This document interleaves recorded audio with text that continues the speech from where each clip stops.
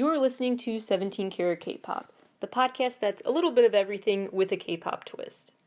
From pop culture critiques to the history of K-pop to interviews with people in the K-pop industry and K-pop artists themselves, to concert and album reviews, to a deep dive into the discographies of different K-pop artists, to K-pop news updates, to stories about the music industry more broadly. This show tries to cover everything about K-pop and K-pop as it applies to the larger music and concert scenes.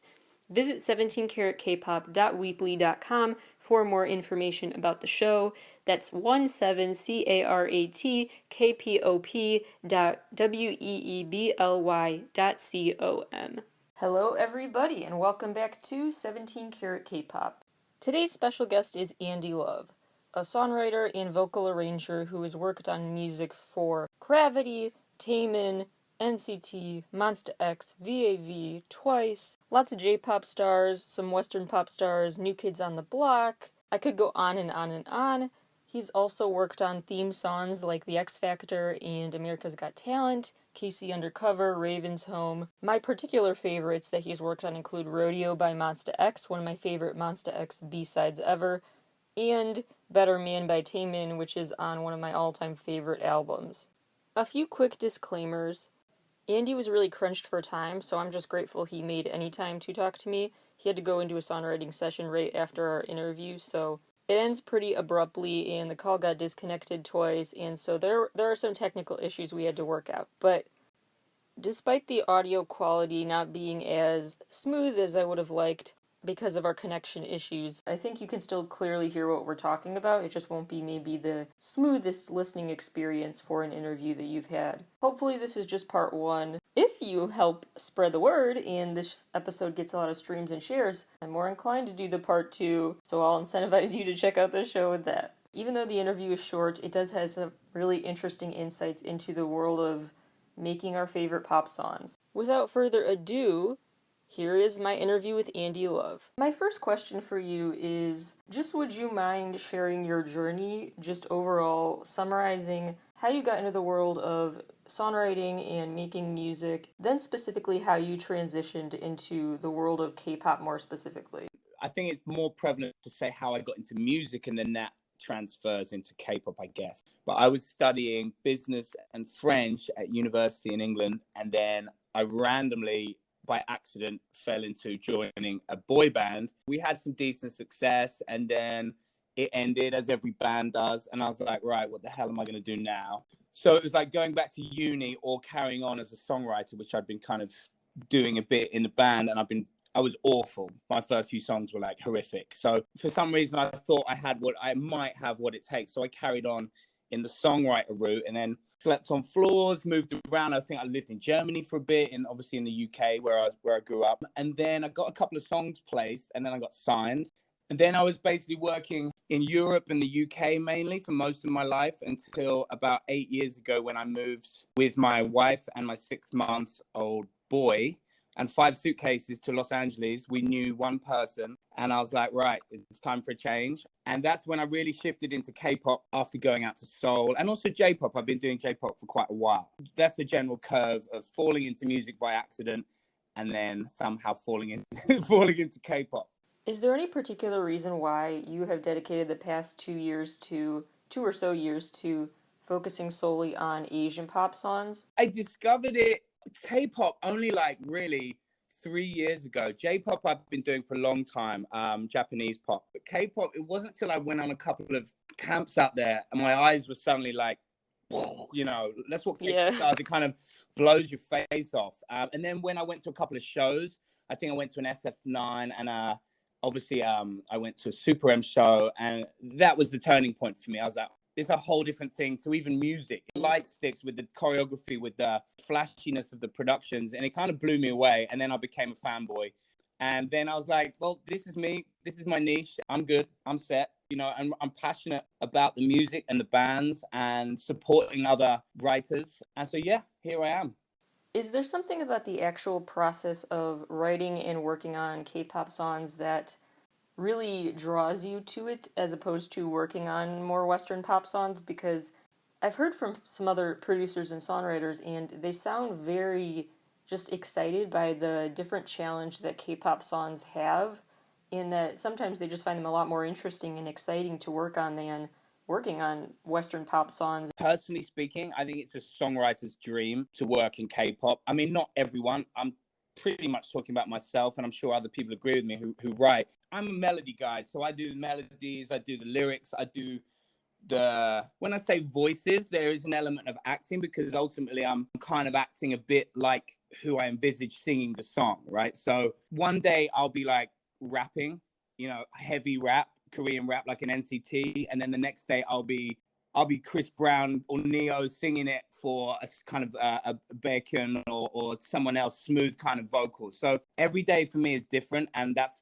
what makes me excited. What's the typical order for you in terms of the different parts of the song coming together, and do you write with a certain artist in mind and then send it to them, or is it vice versa and you're assigned an artist? I don't know if I'm using the right analogy here, but you wait for a bus and then 10 come at once. Like, so fixated with writing for a particular artist, and then I fail and it doesn't get to that artist. But then a good song always finds a good home. That's what I believe in. A lot of songwriters get caught up and they get dejected when they miss that one opportunity they'd envisaged in their mind. But it takes a bit of experience to know just to chill, because something else is going to come for that song, if you're pitching it right. But I write a song, the briefs usually come from a few different sources, and I will have an artist in mind, and sometimes it goes to that artist and sometimes it doesn't. It all depends on how good the song is, what kind of a day the A&R is having, if they've woken up on the wrong side of bed and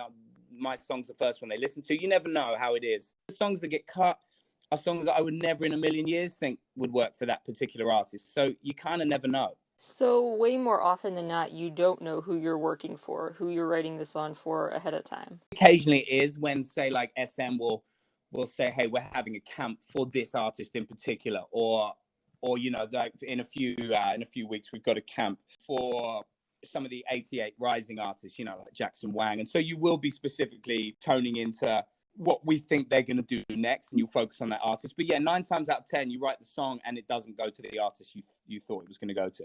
Does working on K-pop differ from your experiences working on J-pop? Because I know they do have different structures sonically and just different things people want out of a J-pop versus a K-pop song, different things management want.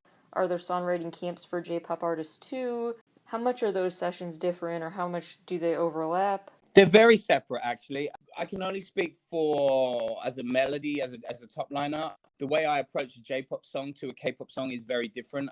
Japan has more.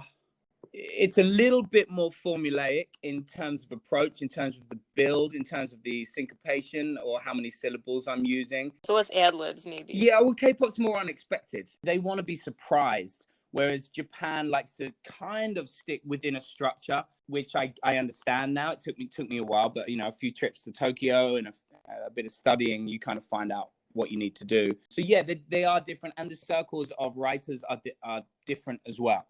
Is the timing a bit different with K-pop and J-pop rollouts? Because it feels like K-pop is so fast.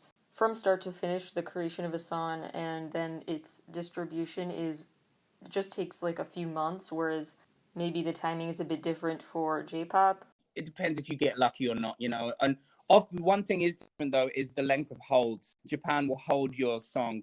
I've been up to a year on a couple of the big ones, and then they reject it after a year, and you're like, well, I could have been pitching that to multiple artists, but yeah. And K-pop's pretty instantaneous when it comes. If they like a song, then it's pretty much coming out within the next 2 or 3 months. Do you ever make a song with K-pop in mind and it ends up going to a J-pop star, or vice versa? The artists that I write for in Japan are a bit more tried and tested, or a bit more familiar. And I'm struggling to find the right word, but it's a bit more expected, shall we say. Mm-hmm. Yeah, so I can be more adventurous with K-pop is the answer. I'm curious to hear more about your experiences working on jingles and TV show theme songs, and in that whole world, I don't really know anything about it, so I'm just curious, what are your experiences with that, and how does that differ just creatively in how you work process-wise on music for that stuff versus traditional pop songs? Just overall, what have your experiences been like in the world of jingles and TV show music? Again, I kind of fell into that by accident. I got one opportunity to write for this new show being developed by Simon Cowell, blah blah blah, and it was just we pitched with probably 300 other people, and we ended up getting it. Then we kind of became semi kind of friends with the producer, who then was doing another show, and that happened to be America's Got Talent. I got really lucky. I got to be honest. Sure, we delivered, but a lot of it does come down to right time, right place. But in answer to your question, I mean, those ones, they're instrumental. So helping develop the instrumentals with the melodies for synth lines, for guitar lines and stuff, and also doing a bit of production as well. So for me, my passion lies in singing and melodies and coming up with the unexpected. I wouldn't say it's more bread and butter, but that the TV stuff doesn't excite me as much as the K-pop stuff, and it's definitely a different approach. So because they're very formatted and formulaic, in the TV shows. So you know what you have to do. Whereas K-pop, you have to wake up and be different every day and try and surprise yourself every day. And for the TV show music that you do, is that pretty much guaranteed? You know in advance who you're working for. It's not like you work and then it's sold to a certain show. You know ahead of time what show you're making music for. Exactly. Yeah. You're either commissioned to do it or you're not commissioned. Yeah. You know what you're doing, and you know also the cues you have, the in and out of adverts. Occasionally something comes along where, again, right place, right time, and someone contacts you out the blue. And that was a company called Huawei in China, who are the biggest technology company out there, and they commissioned me to write a song for them, which became their brand theme song called Dream It Possible, which you can watch the video on YouTube. It's very cool, actually. The kind of commercial side with the songwriting side, and get paid for it, which was, it's always nice when you can get paid as a songwriter, because you never know when you're going to get your next payment. Yeah, those kind of things don't come about too often, so that was very lucky.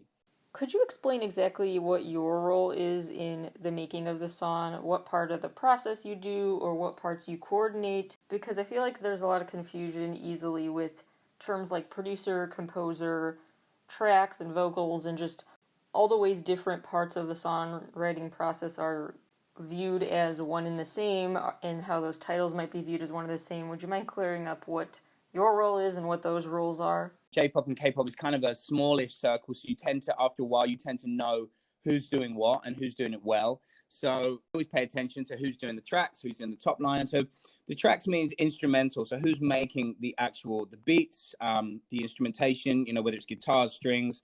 And then I kind of know the right producers for the right artists. So I will put the word out to 4 or 5 producers, friends of mine, and say, hey, I'm looking for songs right now to top line for this artist. Can you send me some tracks? So then I'll get like 5 or 6 tracks in, and I'll pick the best 1 or 2, and then I will basically load it into my setup at home, with my home studio, do all the lyrics, and then record everything, do the whole vocal arrangement. Sometimes it's like 80 tracks, and I will send that back to the producer of the instrumental for kind of verification, to say, he can say, yeah, that's cool, but maybe we could just tweak this part. And then we do another final round of changes, and then I will bounce all of those vocals down, and I will send them back individually to the producer, who then mixes them in and makes it sound polished and like a record. And then that is the demo that gets sent to the various song pitchers, whether it's in Japan or Korea, to then get shipped off to the A&Rs or directly to the artist. That sounds very complicated and collaborative, and a lot of moving parts there. Yeah. I mean, ultimately, it's all about the song. So it doesn't matter how many times it goes back and forth and how many tweaks and changes it has. Like, everyone who I work with, I like to think, has no ego. Like, this isn't about us. It's about the song. So if ever I come across someone who's a bit guarded and wants to get their input in when it's not right for the song, I tend to not work with them again, because like I said, we are servants to the song.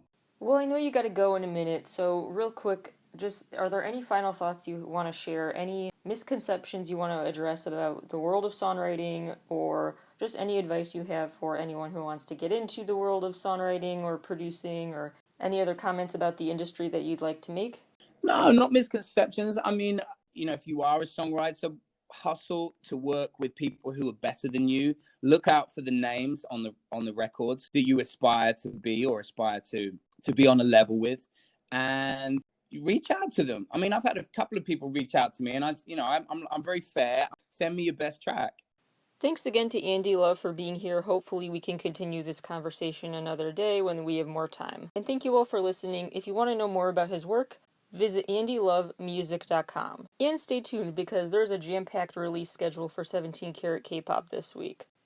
A K-Contact recap, headline roundup, the best of March, a How to Stan episode, another one is finally on the way this weekend, lots of new BTS updates, more additions to the BTS study guide, diving into the literary and cinematic influences on BTS's work.